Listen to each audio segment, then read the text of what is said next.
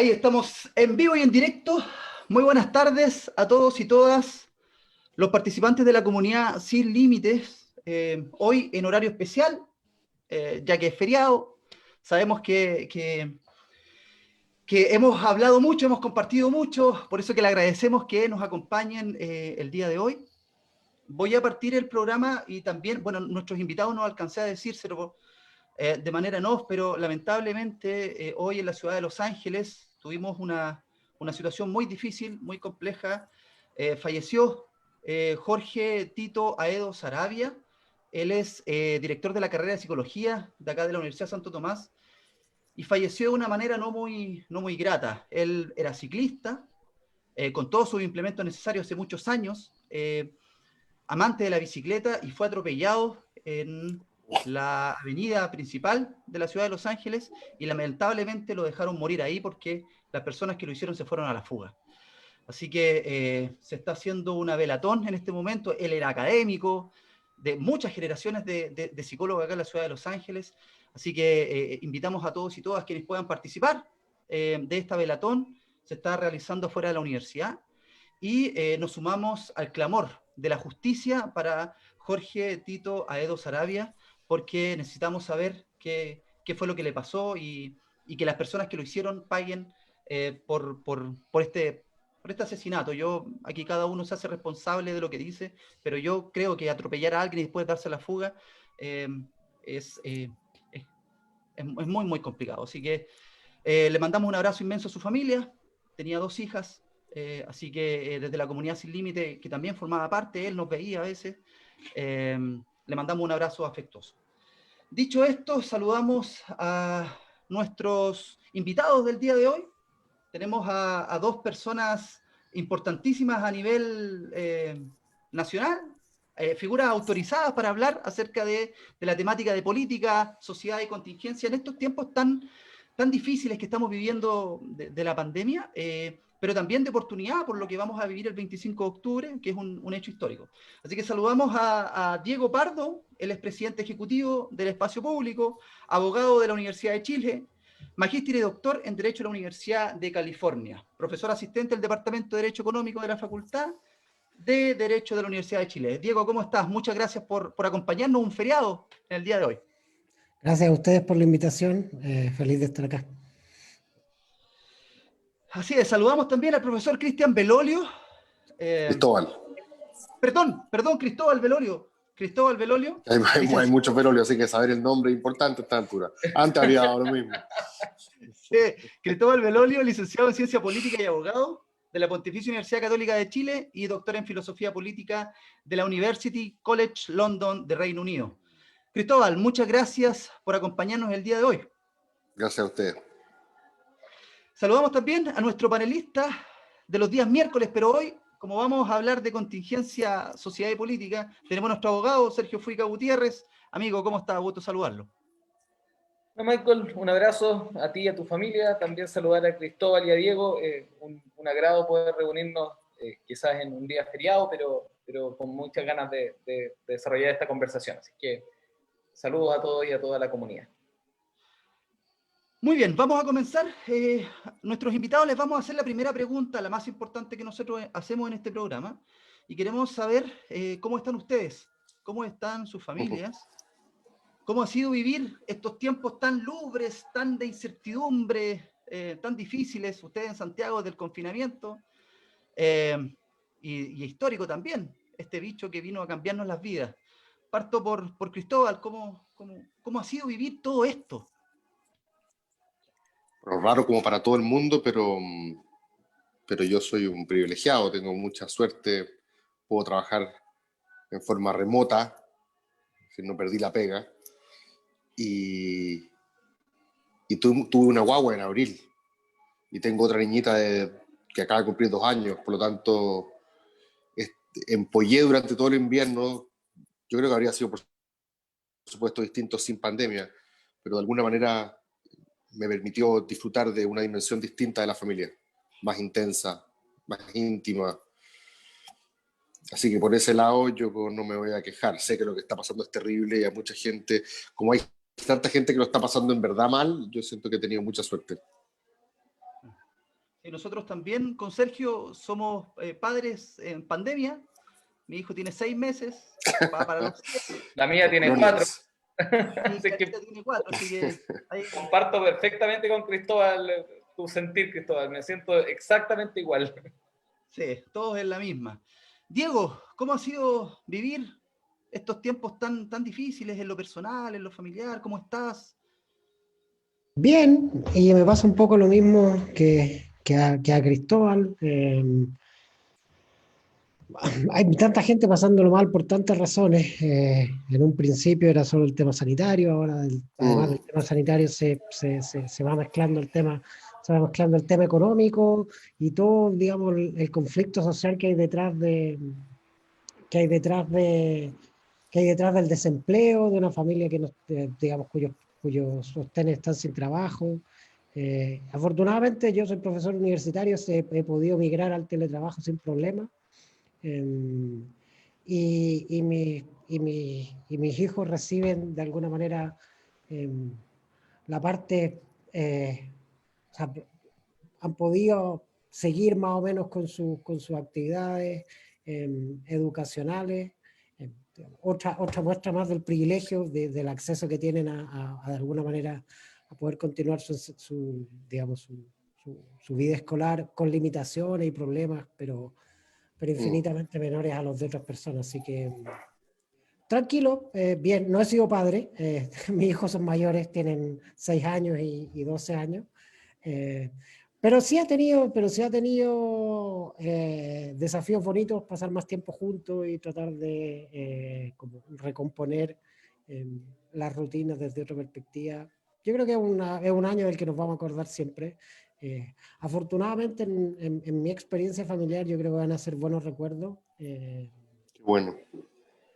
Así que Importante eso, ¿ah? Pensar cómo te vas a acordar de esto después.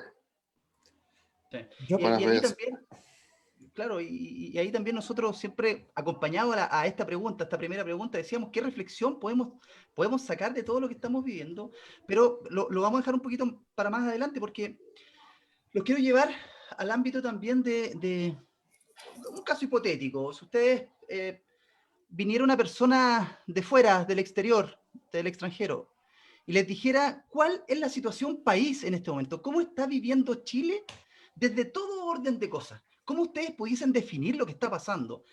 Esto no solamente desde el punto de vista de la pandemia, como decían ustedes, sino que desde el punto de vista de la sociedad, que esto viene desde el 18 de octubre del año pasado, eh, y ahora parece que está volviendo a esa energía que supuestamente se canalizó en todos estos meses de confinamiento, al parecer ya está a punto de estallar nuevamente. Entonces, ¿cómo pudiesen ustedes definir lo que está pasando en nuestro país hoy, Cristóbal?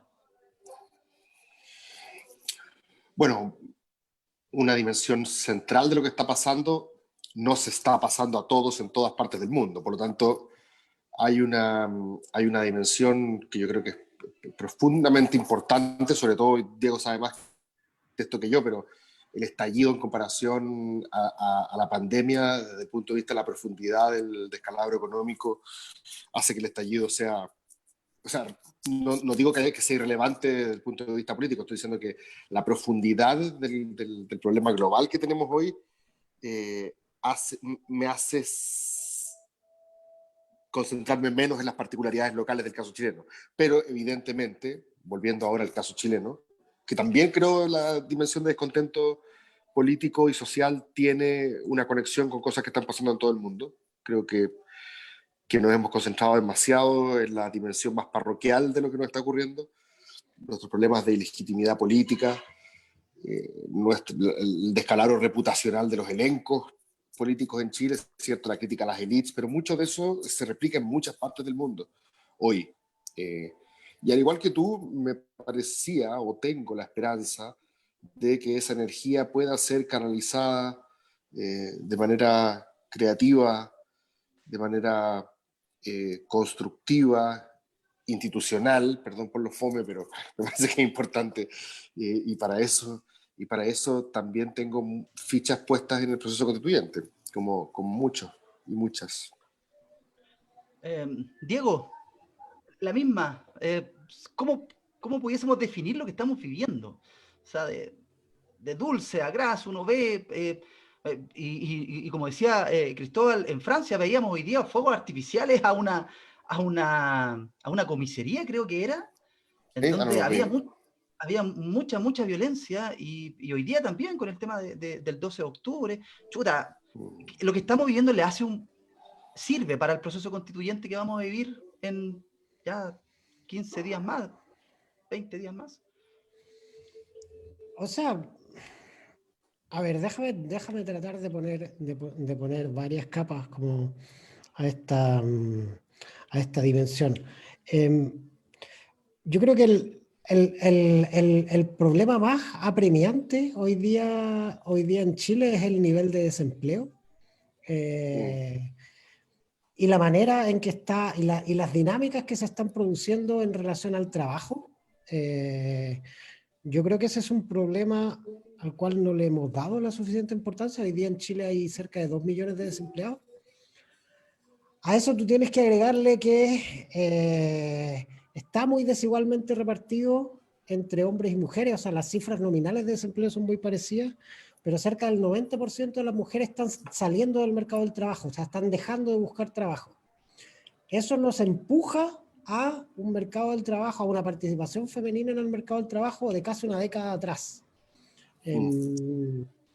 Eso puede tener efectos.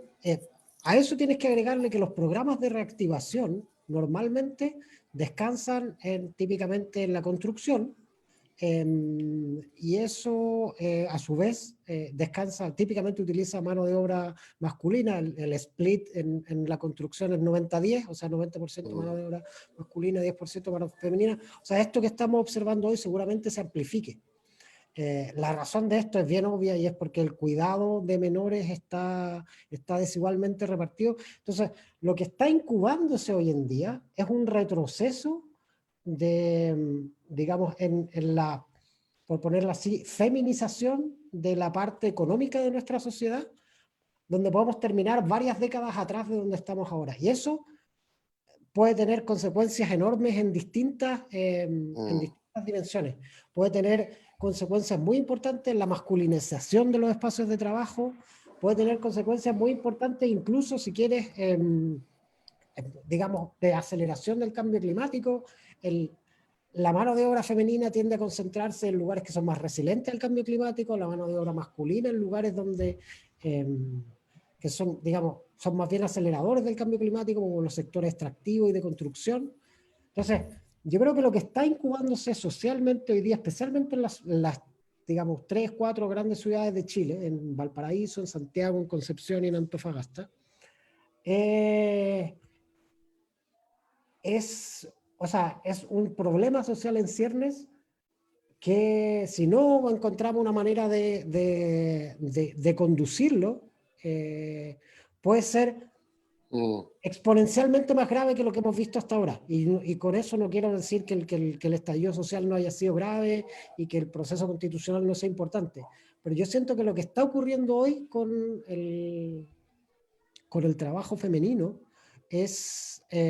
tiene la potencialidad de acelerar el problema, de acelerar nuestros problemas sociales de una manera bien significativa. A diferencia, yo creo, o sea, si me pregunta a mí, ese yo creo que es el problema más importante de hoy. Los disturbios que vemos en Plaza Italia o los episodios de violencia callejera, a mí personalmente me parece que no son tan importantes. Y creo que la élite tiende como a reaccionar al respecto. Si uno mira, y podemos hablar de números, esto es algo que he estado estudiando desde hace un tiempo, muchos procesos constitucionales se acompañan de disturbios y violencia callejera. Para no aburrirlos con los números, podemos mirar evidencia cualitativa. Es decir, cuando la gente piensa en procesos constitucionales exitosos, qué sé yo, piensa en Sudáfrica, piensa en Colombia, piensa en España, y esos procesos efectivamente fueron súper exitosos para recomponer sus tejidos sociales y crear una sociedad relativamente más pacífica de la que recibieron. Pero antes del proceso constitucional hubo una escalada de violencia importante. Digamos, en Sudáfrica, el empuje final del proceso constitucional obedece al asesinato de uno de sus líderes más emblemáticos, Chris Hani, y eso lleva a una revuelta popular muy grande. En Colombia secuestraron a un candidato presidencial un poco antes de que empezara el proceso constitucional, el mismo M19, que después participa del proceso constituyente. En España también, digamos, la violencia escala después del atentado de Carrero Blanco. Entonces, eso, o sea, cuando tú encuentras una sociedad que está en un proceso de cambio constitucional, sería raro que no encontraras episodios de violencia como este. O sea, sí hay casos en el mundo donde se cambian las constituciones radicalmente, sin protestas en las calles, pero mi impresión es que son la excepción y no la regla. Entonces, si tú estás en un proceso como este, esto viene con determinadas circunstancias. Tú le puedes pedir al proceso constitucional que encauce la violencia hacia el diálogo político. Y debería ser así. Un proceso exitoso tiene que hacer eso. Un proceso exitoso tiene que sacar a la gente de las calles y llevarla a votar, llevarla a participar en cabildo, llevarla a dialogar con sus vecinos, transformar esa energía, como decía Cristóbal, en cosas productivas. Pero eso no va a ser rápido, ni va a ser de golpe y porrazo. Digamos, eso va a tomar tiempo, y tú, para salir de una crisis tan profunda como la que estamos nosotros ahora, necesitas una progresión bastante larga de decisiones correctas. ¿Sí? Entonces, y recién ahora yo te diría que llevamos un par, 2, 3, 4 decisiones correctas que nos han ido empujando en el camino correcto. De nuevo, si tú miras los datos, el acuerdo de noviembre, el del 15 de noviembre, tuvo un efecto muy significativo en el nivel de violencia. Digamos, en los 10 días posteriores, la media móvil de arresto, la media móvil de disturbios disminuye ostensiblemente. Después vuelve a crecer un poco y retoma como una trayectoria igualmente descendente. Pero lo que te quiero decir es que esto de alguna manera, ver eventos en Plaza Italia, a mí me parece que es un tema infinitamente menos importante que otros, digamos. Creo que, como te digo, el problema del trabajo femenino es muchísimo más importante. Me parece también que es muchísimo más importante lo que va a pasar en el verano. Tenemos, digamos, ha sido a pesar de que ha sido un año relativamente húmedo en ciertas partes del país, en otras partes ha sido más bien seco. Entonces, todos los años vienen estas temporadas de incendios forestales que ponen en aprieto un Estado que ya está medio disfuncional y sin liderazgos capaces de empujar las cosas. Entonces, ese tipo de cosas, como los problemas que vienen en el verano, los típicos problemas asociados al cambio climático del verano y el trabajo femenino, me parecen infinitamente más importantes que tengamos un viernes en Plaza Italia con un par de semáforos rotos. Diego, bueno, y Cristóbal, partamos por ti. Ya entrando un poco en materia en lo que se nos viene con este plebiscito de octubre. Si uno analizaba conceptualmente o jurídicamente la Constitución del 80, existió desde y después del 89, sobre todo un mensaje de falta de legitimidad. Falta de legitimidad a la Constitución en su origen. Y existieron distintas posturas y uno pudo empezar a escuchar que la legitimidad de la Constitución se dio en el ejercicio por la cantidad de presidentes que eligió y por el periodo de democracia que estábamos viviendo. Hoy día nos vemos inmiscuidos en un plebiscito en unos días más, el 25 de octubre, en una pandemia, en plena pandemia, donde se ha hecho un llamado fuerte a la población a cuidarnos. Hoy día nos vemos en la obligación de concurrir a votar. Las mesas en Chile tienen algo así como 300 personas inscritas, 5 vocales de mesa.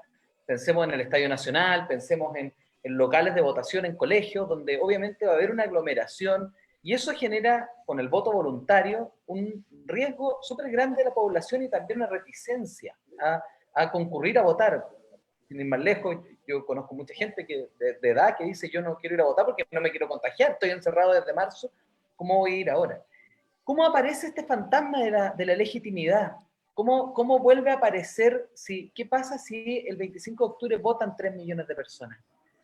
Cuando ya hemos hablado de que a los presidentes Bachelet y Piñera lo eligió un 24.7% de los votos realmente en la posibilidad de votar. ¿Cómo confluye, cómo conjugamos ahora este fantasma de la legitimidad con el proceso que vamos a iniciar el 25 de octubre, Cristóbal?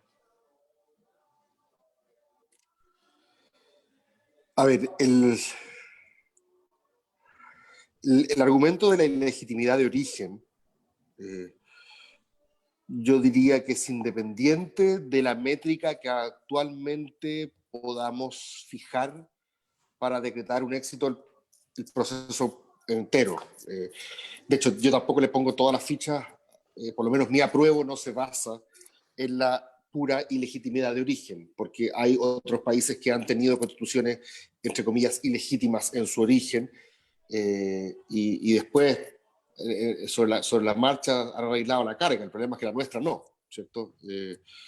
Y creció la convicción en el mundo político, al menos, que me parece que está bien porque son los encargados de hacer esa traducción, esa decodificación, de que parte importante de los problemas que se estaban denunciando el 18 de octubre tenían, si bien eran muy diversos algunos, tenían una especie como de mínimo común denominador, un ethos común, que yo creo que era esta impugnación contra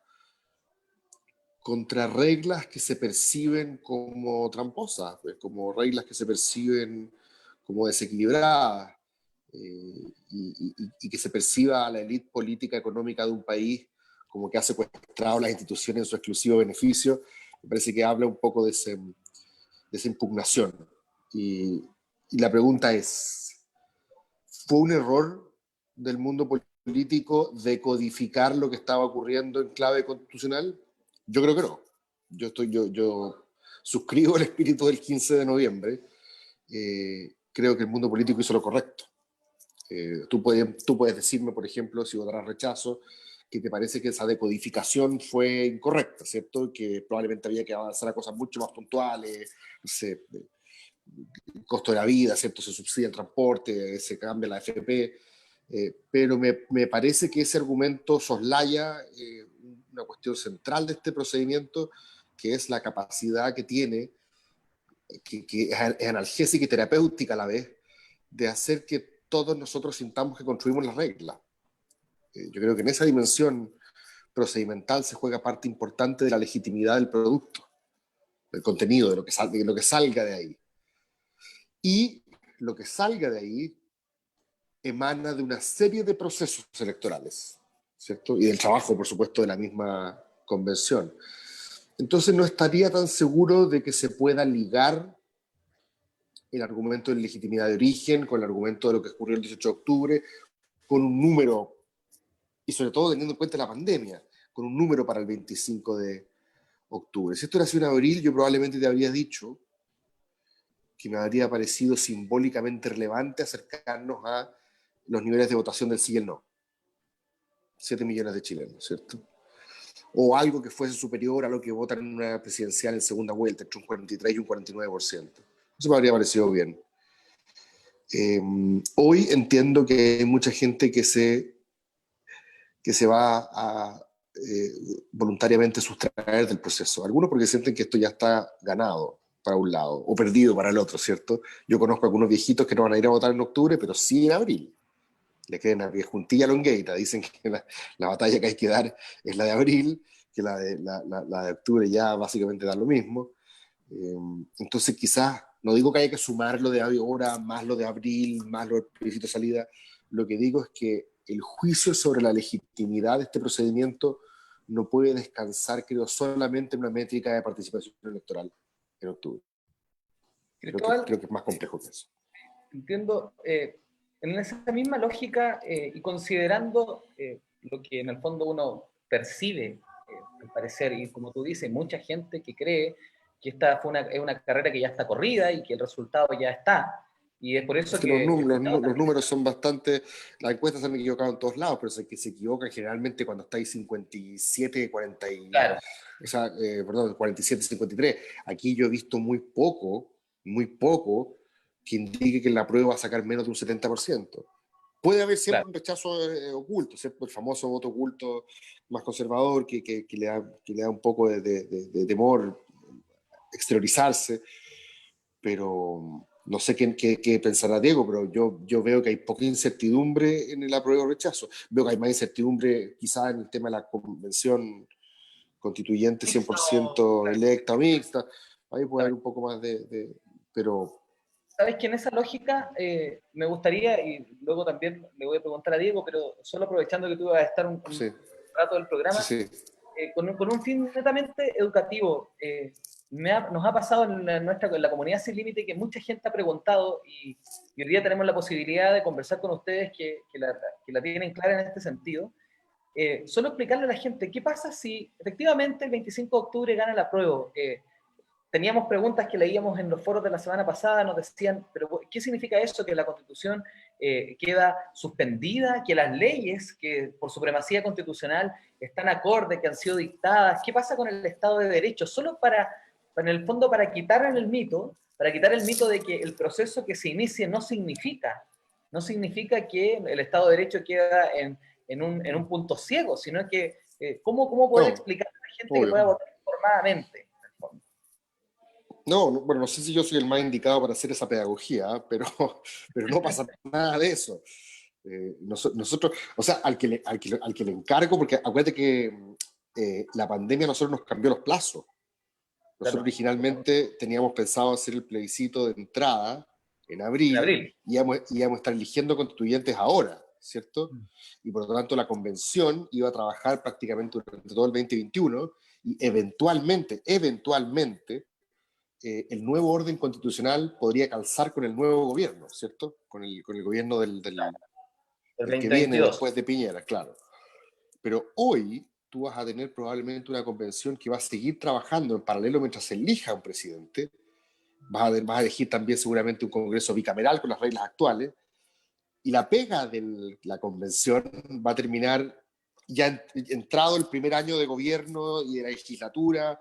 Y me imagino que ahí, Diego puede que sepa más que esto que yo, van a entrar en rigor una serie de disposiciones transitorias que van a tener que establecer que la vigencia 100% del nuevo texto, si es que se ratifica por todos los chilenos, no sé, en junio del 2022, entra completamente en vigencia, no sé, al periodo presidencial siguiente, porque ¿qué vaya a echarlos? Si es que el Congreso, si es que la convención decide, estoy pensando en voz alta, si es que la convención decide Congreso unicameral, y tú acabas de elegir senadores y diputados, que los vaya a echar a poco entrado. Entonces yo creo que ahí esa pega va a ser bien interesante, ver cómo se produce la conversación entre el nuevo orden constitucional y el resto del andamiaje jurídico, pero por supuesto que después de la prueba no pasa nada. Después de la prueba recién significa que nos pusimos de acuerdo para jugar este partido y vamos a elegir a los jugadores que van a redactarlo, pero no pasa nada. Claro, yo por lo menos no lo interpreto. Hay algunos que lo interpretan como una especie de referéndum revocatorio a Piñera. Yo tendría mucho cuidado con esa interpretación, porque no vaya a ser que justo estamos tratando de buscar una vía institucional para conducir el conflicto y al día siguiente hay gente que interprete como que justamente por eso Piñera tiene que salir. A esta altura me parece que tiene que seguir hasta que termine su periodo y que ojalá podamos producir esto sin trauma democrático. Sí, yo aprovechando que tenemos a Cristóbal, porque se va a retirar y Diego nos va a acompañar un ratito más. Bueno, Patricio Zapata, que es un profesor de Derecho Constitucional de la Católica, dijo algo que yo, donde lo he escuchado y lo he leído, a mí me parece que ha puesto la pelota en el piso, para los que somos nostálgicos y nos gusta el fútbol. Él desdramatiza mucho este proceso. O sea, está poniendo la pelota al piso para decir, hey, este es un proceso que se va a iniciar si es que se acepta. ¿Ok? Dentro de esa misma dinámica, Cristóbal. Si gana el rechazo, bueno, no se va a quemar el país, ojalá que no, pero ojalá que no, pero tampoco va a haber bueno. Claro, pero si una persona, y lo conversaba ayer con un adulto mayor y me decía, hijo, ¿qué tengo que poner en los dos papelitos? ¿Qué significa el acepto y el rechazo? Porque, perdón, el apruebo y el rechazo. ¿Qué significa lo otro? Porque yo creo que vamos a los cuatro a estar de acuerdo que la franja electoral ha sido lo más ordinario que puede existir, y no lo digo desde forma peyorativa, sino que desde el punto de vista pedagógico, demostrarle a la gente de qué significa el plebiscito, no hay nada. Hay puros clips de cuestiones que quieren estar. Entonces sale Pepe Out, estoy, como que estoy. Sale después Cristóbal Belolio, como que estoy. Yo estoy aquí. O sea, pero tratar de explicar algo, nada. Entonces, a la comunidad que nos sigue, Cristóbal, que son expertos en muchas áreas, hemos tenido académicos y todo, y nos siguen, pero también hay adulto mayor, ciudadano y ciudadana a pie. ¿Cuáles son las fortalezas? Porque en otras partes hemos dicho cuáles son las debilidades que tiene, pero ¿cuáles son las fortalezas del apruebo y cuáles son las fortalezas que tiene el rechazo?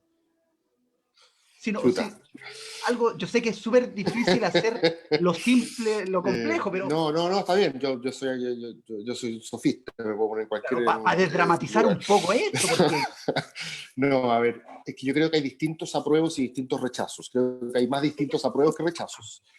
Creo que sí. Hay un libro que sacaron en el Libro que se llama El arcoíris del rechazo. Yo creo que el verdadero arcoíris está en el apruebo. Y yo creo, esto es una invención mía que voy a sacar del sombrero ahora. Yo creo que hay dos tipos de apruebo. Hay varios, pero dos que son los fundamentales. A uno le voy a llamar el apruebo sustantivo y a otro le voy a llamar el apruebo procedimental. El apruebo sustantivo es el que dice yo apruebo porque no me gusta el texto actual, no me gusta que sea neoliberal, no me gusta que sea subsidiario, me gustaría que fuese una constitución que asegure derechos sociales, que asegure, no sé, el agua para el Estado. O sea, digo sustantiva porque sus razones son de contenido.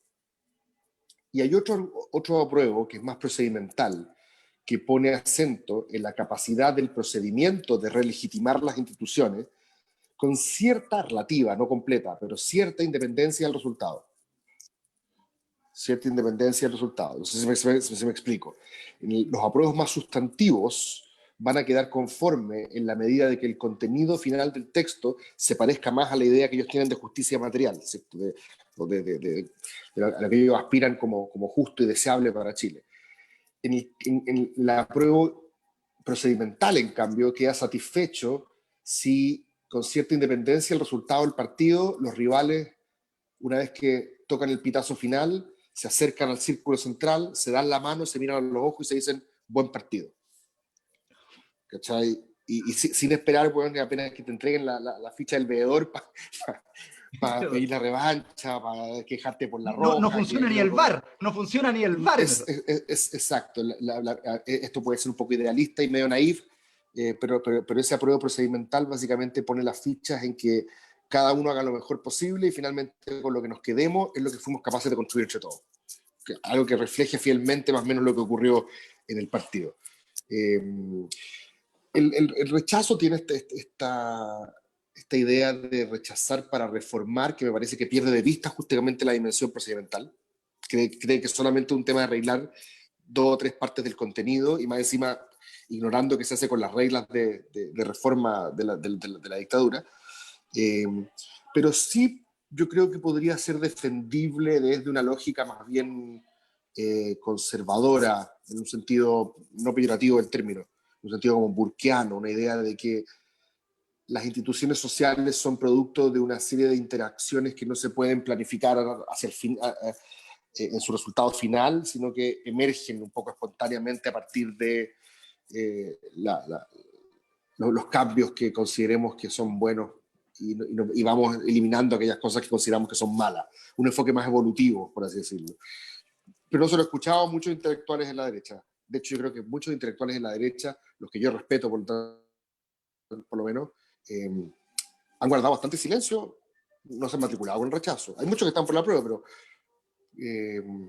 no sé qué votará Mansú y Ortúzar, como que ellos generalmente un poco se ríen del fetichismo constitucional de la izquierda, pero no los he escuchado hablar a favor del rechazo. Así es que, no sé, ahí creo que posee algunas razones que uno podría considerar a favor de un sentido u otro. Sí, Cristóbal. Y la última pregunta, porque ya sabemos que se tiene que retirar. Yo sé que a veces hacemos preguntas y nos han dicho las personas, estas preguntas son para examen de grado, pero, y tampoco me quiero vanaglorar mucho con lo que voy a hacer, pero Cristóbal, ¿cómo podemos seguir construyendo más comunidad en este país y menos segregación? Chuta. Sí, a ver, lo que pasa es que Haciéndole honor a nuestro programa. Sí, es una buena pregunta, porque yo creo que hay una tensión relevante entre lo que algunos llaman el modelo, no, ni siquiera voy a poner neoliberal, pero vivimos en un modelo que ha, yo creo, proveído de ciertos niveles de prosperidad material a la gente, pero que es un modelo que se basa en la percepción del logro mío y de una especie de derecho a diferenciarme. Y ese derecho a diferenciación, Atria le llama derecho a discriminar, otros le llaman derecho a segregar, que tiene efectivamente el efecto de escalonar, estratificar y segregar, va de la mano con una cierta visión política que yo le llamo un derecho a diferenciarse.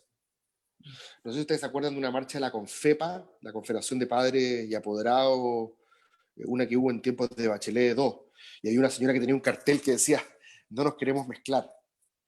Sí, claro. Yo encontré que... Cuando pasó el bus, ¿no es cierto? Cuando pasó el bus. No, esto fue antes del bus. Antes del bus, creo. Lo del bus es como niño no te metas. Pero también tiene una cierta dimensión similar. Pero mi punto de lo complejo es que este derecho a diferenciarme a partir de mi percepción de logro, mi percepción de mérito, mi percepción de esfuerzo, que generalmente se traduce en el tamaño de la billetera, es un pilar central del modelo chileno. O sea, es lo que Peña siempre ha dicho, la idea de percibirte a ti y a tu familia como que están mejor en materia de estatus porque han sido capaces de emanciparse de ciertos condicionamientos de la comunidad, de la tradición, de la religión. Como decía Marx, la gracia del capitalismo es que hasta los sólidos lo desvanece en el aire, ¿cierto? Se rompe una serie de vínculos porque yo me quiero diferenciar. Me parece que esa promesa está en el corazón del modelo. Y por lo tanto, si tú me preguntas cómo hacer más comunidad, yo entiendo por comunidad, políticamente hablando, como decía mi amigo Sebastián Bowen, obligar el encuentro, generar instancias de encuentro que hagan que mi trayectoria de vida, mi experiencia de vida no esté completamente divorciada de la de mis compatriotas. Pero eso significa ciertos niveles de coerción. Sí. Ciertos niveles de que yo le impido a alguien diferenciarse. Ciertos niveles en los cuales yo le obligo le digo, no te puedes mezclar, porque lo digo yo. Sí. Entonces, no hay un trade-off fácil ni evidente entre individuo o comunidad, libertad y pertenencia. Yo creo que el modelo neoliberal y en general el liberalismo está permanentemente coqueteando con el desarraigo y con la idea de reescribir una historia propia como que uno tuviera mochila, ¿cierto? Pero hay otras visiones más comunitaristas que sí, dicen, tú no llegaste al mundo en pelota como Terminator, tú perteneces a una historia, a una comunidad con lazos hacia atrás y hacia adelante, y combinar ambas es un desafío. Complejo. Sí, sí. Sí, muchísimas gracias a Cristóbal. Vamos a seguir compartiendo en la comunidad Sin Límite con Diego. Quisimos hacerle la última pregunta, que yo sé que es súper compleja, que es difícil poder simplificarla, pero también lo vamos a seguir conversando con Diego Pardo, presidente de Espacio Público. Cristóbal, muchas gracias, profesor, que le vaya muy bien, cuídese mucho. Muchas gracias a usted, Diego. Para la próxima conversamos más. Un abrazo grande. Mucho. Chao. Chao, Sergio. Chao. Muchas gracias, Cristóbal. Diego, bueno, te pedimos las disculpas. Te pedimos las disculpas que tratamos de... Cristóbal tenía un tiempo acotado y bueno, pero la idea es seguir tratando de conversar, Diego, en esta misma lógica. Siguiendo un poco con la temática que hablábamos con Cristóbal y también en este fin un poco tratar de ser lo más docente posible en los tiempos que nos toca vivir, sobre todo en esta posibilidad que tenemos jurídica hoy día de crear un nuevo texto constitucional. El votar a apruebo, el que ganara el apruebo, asumiendo lo que conversábamos con Cristóbal, a tu juicio, ¿es un borrón y cuenta nueva? ¿Es realmente tomar la Constitución Política de la República con todas sus reformas? La Constitución del 80 ha sido reformada desde el 89 hacia adelante muchas veces. Nunca hay que olvidar el proceso del 2005. El 2005 el presidente Lagos estaba muy contento junto a sus ministros promulgando esta es la nueva Constitución de Chile. La nueva Constitución. Entonces, ¿qué le podemos mencionar a la gente? Y en tu perspectiva, ¿es realmente un borrón y cuenta nueva o hay cosas o hay herramientas, hay elementos que probablemente no cambien mucho y eso haga desdramatizar este sentido como refundacional que muchas veces se toma o que la gente muchas veces entiende de que estemos iniciando este proceso? Eh, a ver, déjame. Tu pregunta es o sea, ¿cómo veo yo el proceso el proceso como profesor universitario o qué, o sea, o qué es lo que me lleva a mí a la urna? ¿Cuál es como mi... Yo creo que una mezcla de los dos puntos. Que primero, es muy buena tu posición como profesor universitario porque nos ayuda a que la comunidad también entienda esta lógica de este proceso que estamos viviendo, sobre todo por lo que decía Michael. Hoy día uno ve los insumos para poder inmiscuirse en el proceso y los insumos son caricaturas. No hay una forma de aterrizar lo que vamos a vivir. No hay una forma de que se expliquen que es el derecho a la vida del 19 número 1 de la Constitución. Si la Constitución asegura a todas las personas el derecho a la vida y a lo mejor el 19 número 4 a la honra, no es que esto vaya a eliminar o no es que se vaya a eliminar todo, sino que hay procesos que obviamente hay discusiones que se van a dar, cómo poder explicárselo a la gente. Esa es un poco la pregunta, Diego, en este proceso de constituyente que se va a vivir. No sabemos cuál de las dos herramientas, pero probablemente se vaya a iniciar un proceso desde el 25 de octubre hacia adelante por un par de años. A ver, yo creo que la nueva constitución va a cambiar mucho las cosas. En ese sentido no estoy tan de acuerdo como con esa idea como de que no, que hay que desdramatizar el proceso. Yo creo que en cierto sentido es muy importante lo que va a pasar. Ciertamente eso no significa que vaya a, o sea, que una constitución sea capaz de crear el nirvana aquí y ahora y para todo el mundo. Pero la constitución actual era una constitución que de alguna manera era como la última barrera de contención para para conservar el status quo. Entonces tú tienes que, durante décadas en Chile se intentaron introducir políticas públicas relativamente transformadoras y digamos, y era imposible. Y esto va desde cosas bastante pueriles como como exigirle cierta certificación a los directores de colegio, a repartir píldoras en un consultorio, píldoras del día después en un consultorio, a prohibir el lucro de las universidades privadas. Si te fijas, no son ninguna de estas, son políticas descabelladas o que tú digas, no, voy a, no sé, nacionalizar el litio o el cobre. No, son cosas bastante sencillas como prohibir O que el el lucro. Banco Central se vaya a caer, o sea que... No, como te digo, son políticas completamente esperables cuando tú votas por un cambio de coalición, digamos. Sí, qué sé yo, la primera vez que ganó Bachelet, ganó con una amplia mayoría, uno hubiera esperado que la plataforma que ganó fuera capaz de introducir ciertos cambios. Y si uno vota por una plataforma política socialdemócrata, lo natural es que una plataforma política socialdemócrata sea capaz de empujar más educación pública, más salud pública. Es lo que hacen todos los socialdemócratas en todas partes del mundo, pero en Chile no podían hacerlo, porque la socialdemocracia no podía introducir estas reformas completamente usuales en todas partes, en otras partes del mundo, porque el Tribunal Constitucional te lo declaraba inconstitucional, y eso a su vez, digamos, también disuadía a los gobernantes de presentar programas más osados, porque siempre tenían el miedo de que el Tribunal Constitucional se lo fuera a declarar inconstitucional. Al final del día, si tú te fijas, el proceso que generó fue que la política se fue vaciando de importancia. El año 90 votaba el 90% del padrón, en la última elección votó algo así como el 40% del padrón. Entonces, y eso es consecuencia de que la política se volvió irrelevante, si es cosa de ver lo que hace el gobierno actual, que no hace absolutamente nada, digamos, cuál es su propuesta de gobierno, cuáles son los cambios que quiere introducir, digamos. Cada administración pareciera, digamos, que ni siquiera puede, cosas tan sencillas con las que estamos todos súper de acuerdo que hay que reformar, como carabineros o los notarios, ni siquiera esas cosas cambian. Es como que estamos completamente anclados al status quo, y eso es por un diseño político que está en la Constitución. Eso es lo que tiene que cambiar. Y yo espero que si hay una nueva Constitución, eso cambie definitivamente, y por lo tanto, la voluntad de los electores tenga una cierta capacidad transformadora. Eso desde luego no significa que vas a crear el nirvana del día de la noche a la mañana, pero eso va a cambiar mucho las cosas. Eso va a significar que la política se vuelve más importante. y que tú de repente vas a tener capacidad de hacer cosas. Vas a tener, por ejemplo, capacidad de que, no sé, el 7% que los trabajadores formales pagan en el ESAPRE no vaya todo a tu plan. Vaya a una parte y la otra vaya a un fondo solidario y por lo tanto tengas una mayor salud pública. Eso hoy no es posible con la actual constitución. En una nueva constitución puede ser posible.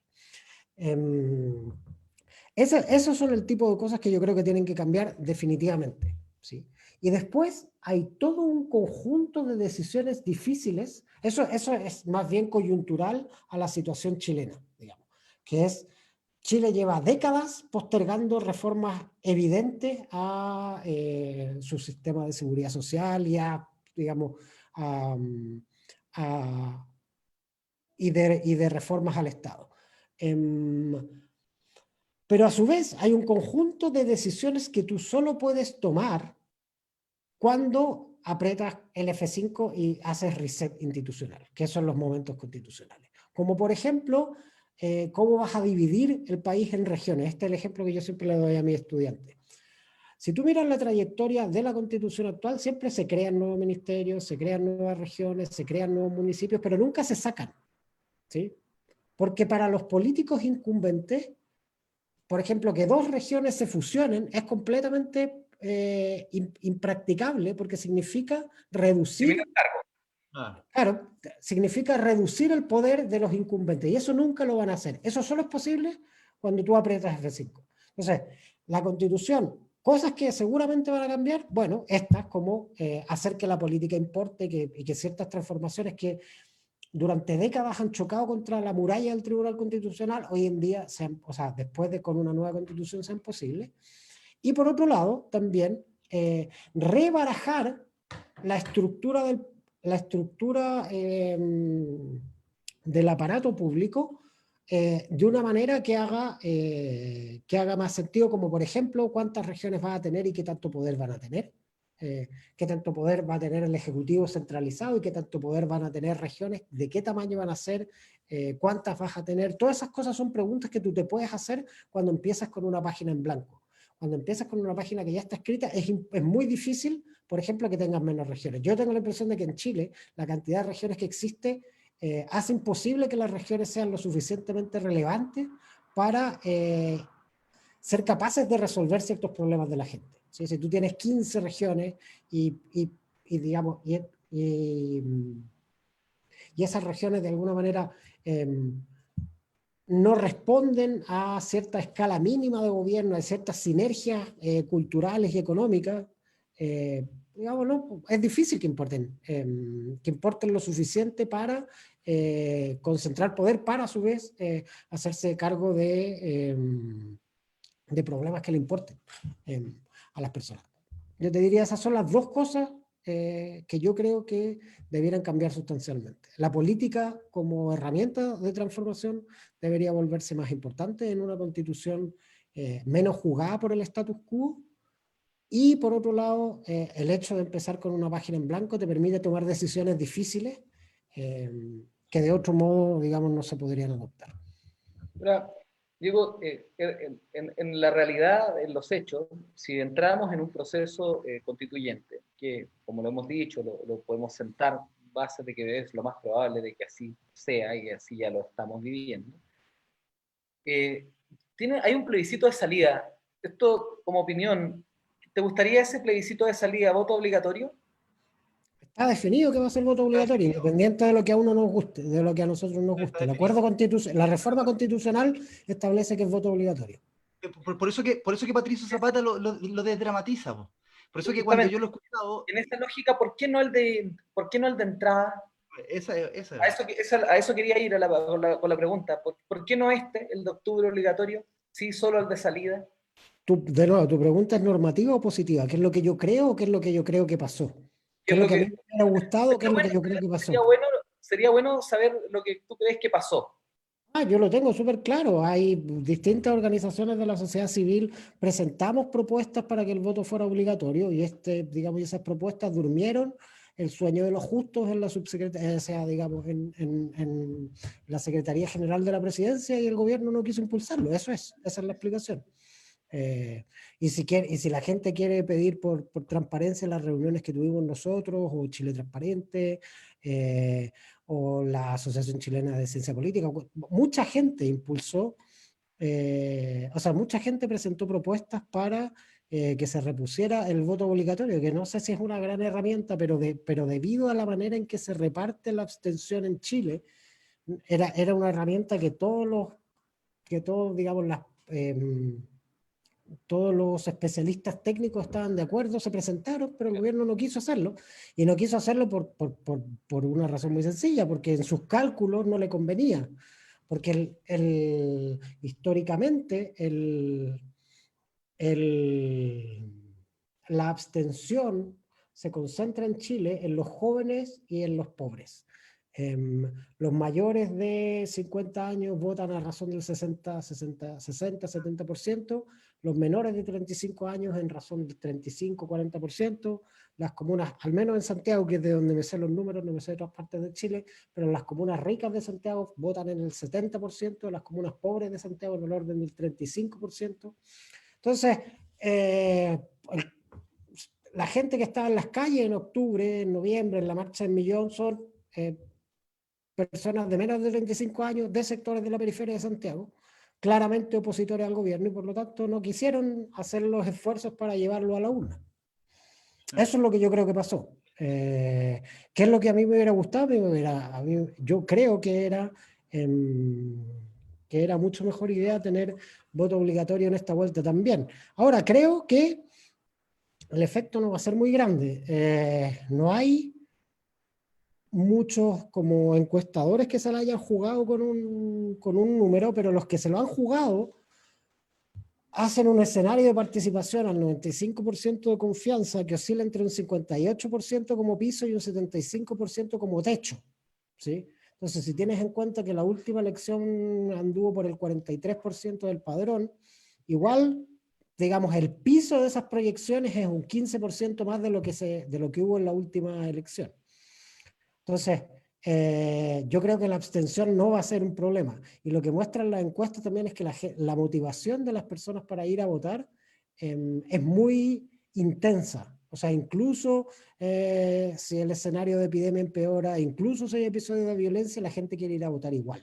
Y lo que muestran encuestas como, digamos, todas las que han circulado en estas últimas semanas, con Espacio Público, que hicimos una con Ipsos, tú tienes que hay cerca de un 80% de los encuestados que ya tomó la decisión de ir a votar, y ese 80% además, a eso tienes que sumarle que hay otro 10-12% que podría ser que también, o sea, se manifiestan con posibilidades, pero hay un 80%, 78-80%, que tiene decidido ir a votar, y la intensidad con la que manifiestan ir a votar es grande, digamos. Entonces, yo tiendo a pensar que la abstención no va a ser muy importante en el plebiscito de octubre. Sí. Diego, aprovechándome solo la última pregunta, muy cortito, pero ¿cómo le explicáis a la gente, que sería bueno hacerlo, los 2/3? ¿Cómo Sí. lo podemos traspasar a las personas, explicarle qué significa los 2/3 en el acuerdo del 15 de noviembre? Yo creo que, y complemento esto, yo creo que en algún momento estaba como, a ver, se había entendido de una manera, y recuerdo que Andrés Alamán como que le metió algo ahí, y como que el 2/3 pasó a ser tema como de discusión, ¿o no? Yo creo que los 2/3 Porque, está clarísimo lo que significa en el acuerdo. Otra cosa es que, digamos, la campaña del rechazo trate de llevar agua a su molino tratando de confundir, pero es cosa de leer el acuerdo, y la gente puede ir y bajar el acuerdo y leerlo, y está meridianamente claro.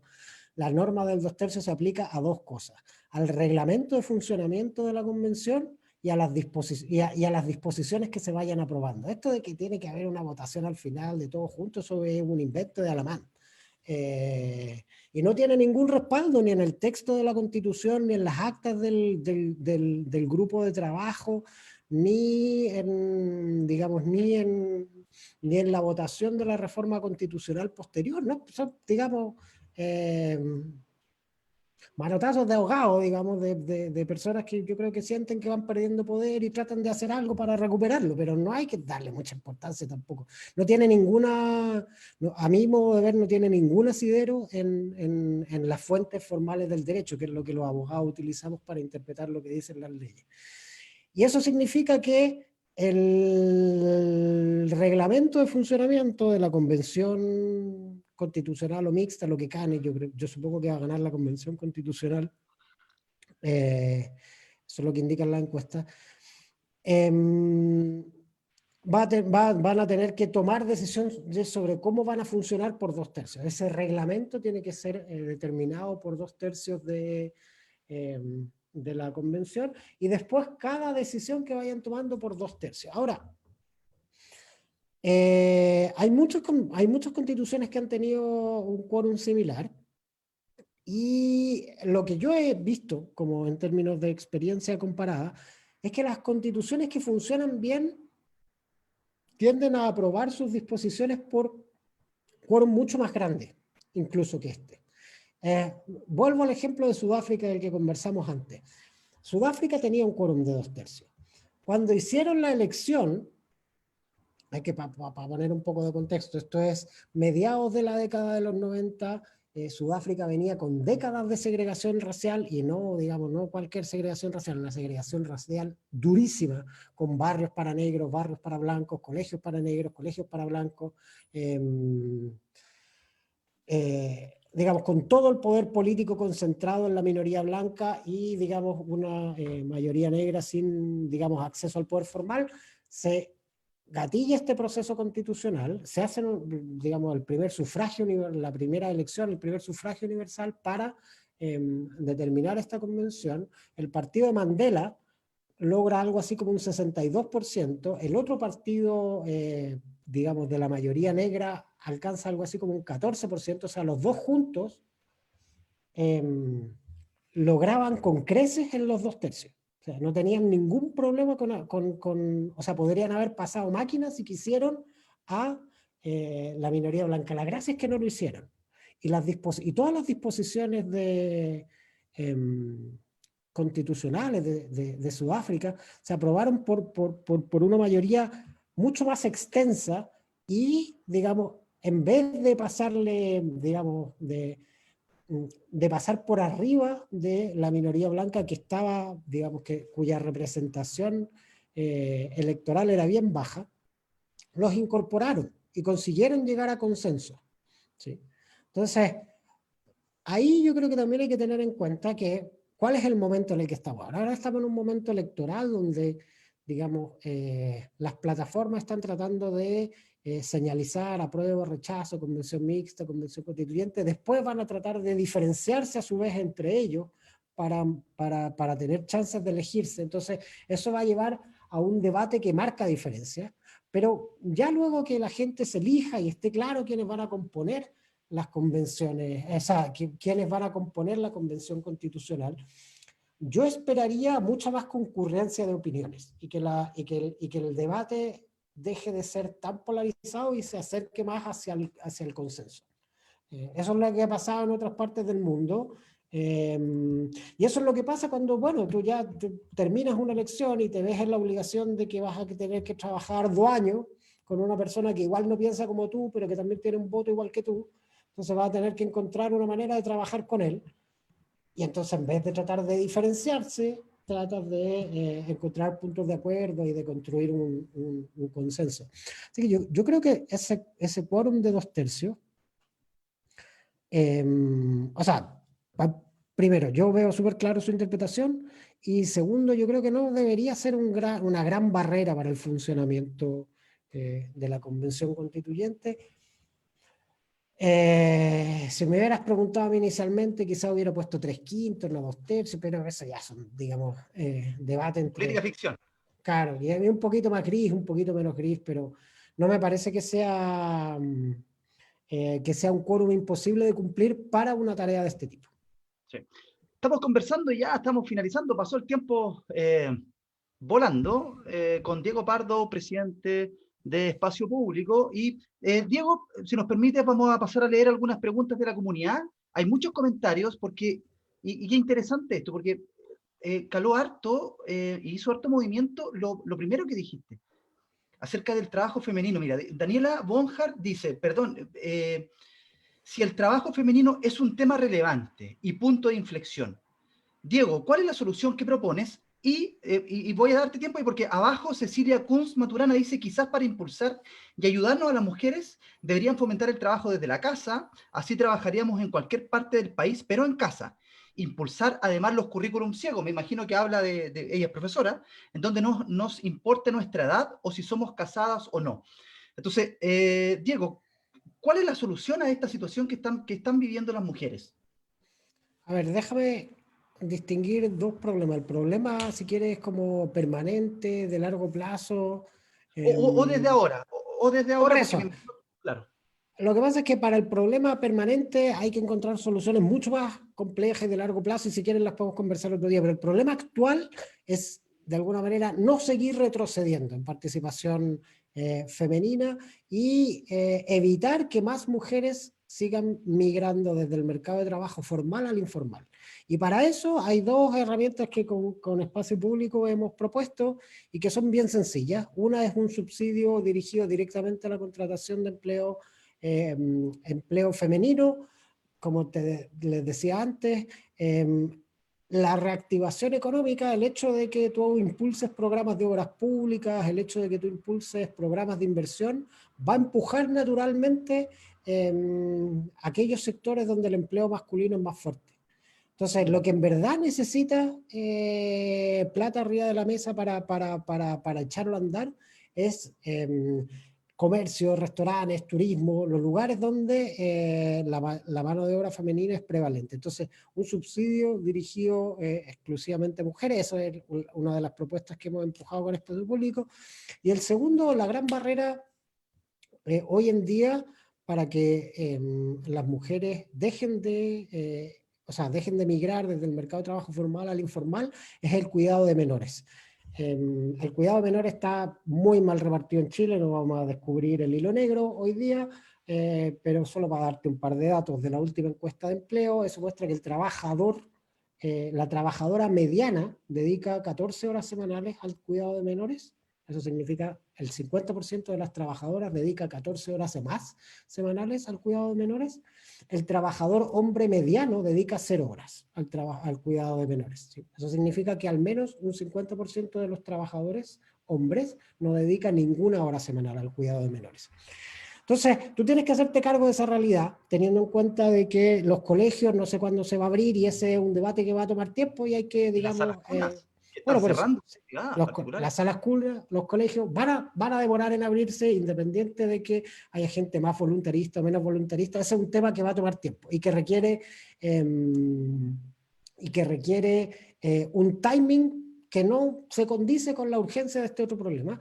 Entonces, nuestra propuesta es que el programa de empleo de emergencia, que existe en las partidas presupuestarias que puede acceder un gobierno en estado de emergencia como el actual, se haga un programa de cuidadoras por barrio, digamos, que se establezca un sistema de cuidado de menores en los distintos barrios y territorios, especialmente en las ciudades, que es donde el problema del desempleo se concentra, para permitir a las mujeres al menos descargar una parte de sus labores de cuidado y que puedan acceder al mercado del trabajo.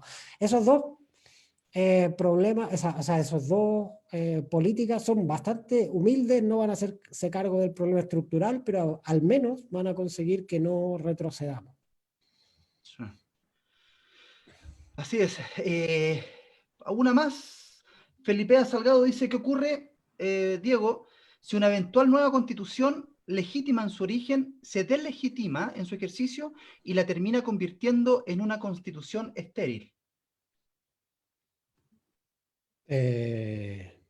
Pero, o sea, habría que preocuparle a qué le llama a él deslegitimar digamos, en el ejercicio. No sé muy bien a qué se refiere eso. Sí, yo creo que es por la gente que participe, por lo que decía Chichín, que no vaya tanta gente y por ende como que de vuelta en lo mismo. Me imagino que por ahí va la pregunta.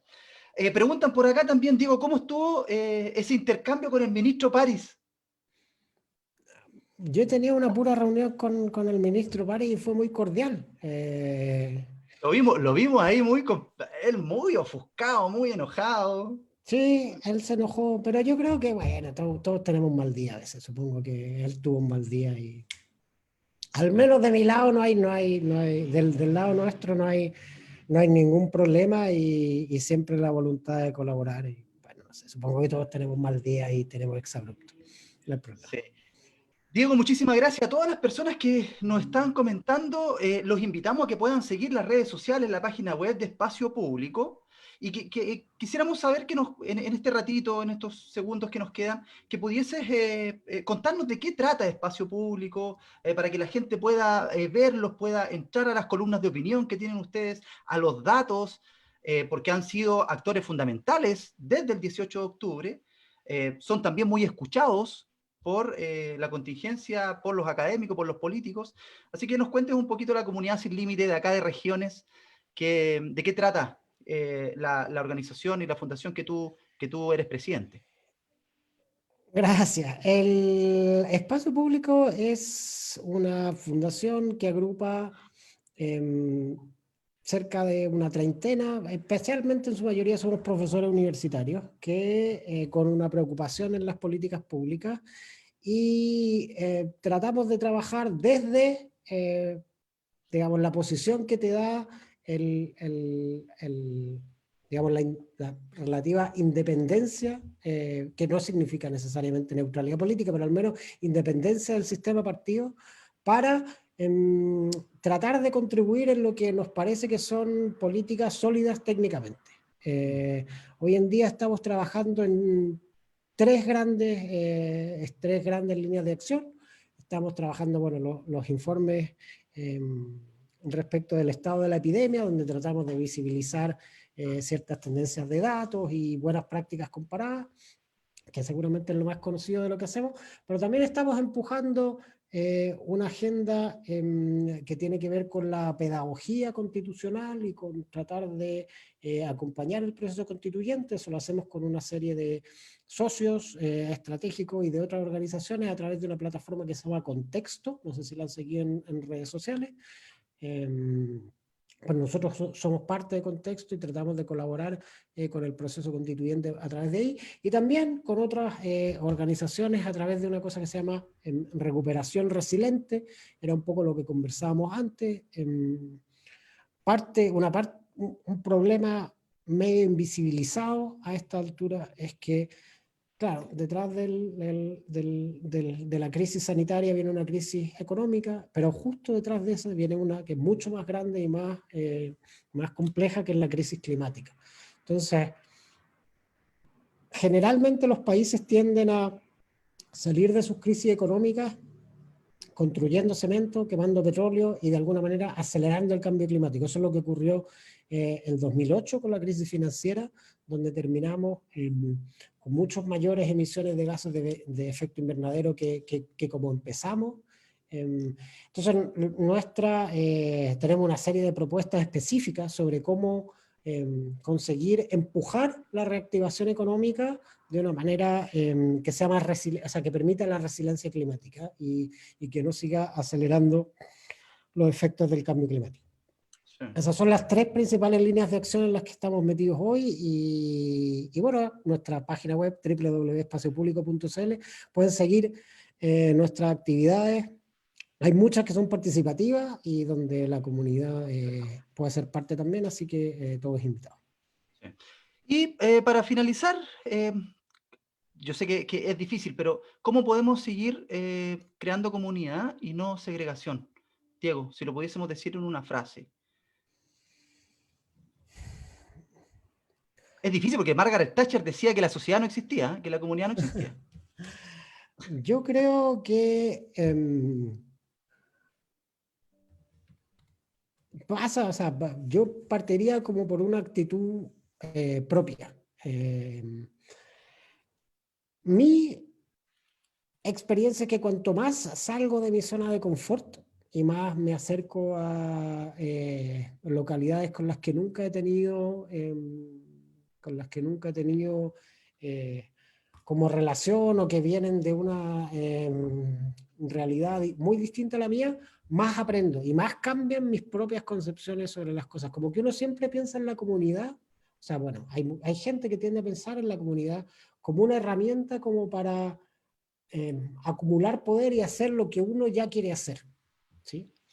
Yo creo que hay que pensar al revés, la idea de salir, conversar, dialogar con otras personas como algo que fundamentalmente te transforma a ti y que te permite ver las cosas desde una perspectiva diferente. Yo creo que en la medida que especialmente los políticos dejen de instrumentalizar a la sociedad como una manera para empujar lo que ellos ya decidieron de antemano, y mucho más como un mecanismo para, o sea, como una fuente de conocimiento y transformación de sus propias preconcepciones, vamos a tender a estar en sociedades mucho más horizontales, menos verticales y más pacíficas también. En otro programa hablamos acerca también de la violencia y con Patricio Fernández, recuerdo, y con el profesor Christian Berger, y el miedo a lo distinto, que eso va generando también que nos vayamos separando y nos vayamos individualizando más. Amigo Sergio, usted tiene que dar una invitación porque ya estamos cerrando, tenemos 30 segundos. Sí, gracias, Diego. Primero, un agrado conversar contigo y, bueno, solo invitar a toda la comunidad a los programas de esta semana. Mañana está el presidente del Colegio de Profesores. Entiendo que a las 20:30 igual, Michael, ¿cierto? Sí, 20:30. 20 o 20:30 ahí lo vamos a... Sí, pero está 20:30 en primera instancia. Mario Aguilar. Luego el día miércoles también tenemos programa. Y luego Convivencia tenemos escolar ahí. convivencia escolar el día miércoles y también tenemos programa el día viernes con el profesor José Massa a las 20:30 en una jornada especial esta semana de 4 programas, así que invitarlos a todos y todas y agradecer el programa de hoy tanto a Cristóbal, que tuvo la primera mitad del programa, y a Diego. Sabemos que ambos se conocen, entonces hubo una muy buena disposición a tener esta dinámica. Normalmente lo hacemos que vamos todos mezclando, ¿no? No nos conocemos. O sea, ¿No? yo creo que no hemos topado así como entrando y saliendo de los mismos foros, pero nunca hemos estado como en una misma... Juntos. ¿no? Esta era la oportunidad y justo tuvimos una dinámica distinta, pero muchas gracias. Muchas Armando gracias. Comunidad. Armando Comunidad. A toda la comunidad también por el programa de hoy. Así es, así que muchas gracias, Diego, por aceptar nuestra invitación. Amigo Sergio, que le vaya muy bien con la familia. Diego, cuídese mucho y los invitamos a todos y todas a nuestros programas y a revisar la página web de Espacio Público porque es muy, pero muy interesante. Un abrazo a todos y todas. Nos vemos. Que le vaya bien. Un saludo a la familia de Jorge Tito Aedo que están ahí en una velatón. Muchas gracias. Chao, suerte. Gracias por la invitación. Chao, chao. Diego, un placer.